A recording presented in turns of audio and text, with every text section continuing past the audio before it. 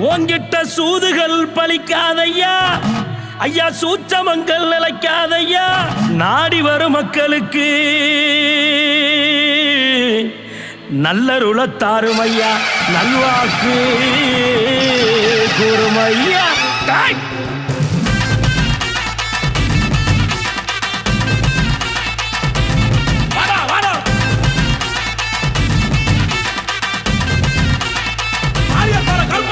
வானம் பூமி கிட்டு கிட்டுங்க, இந்த வையகமே நடு நடுங்க.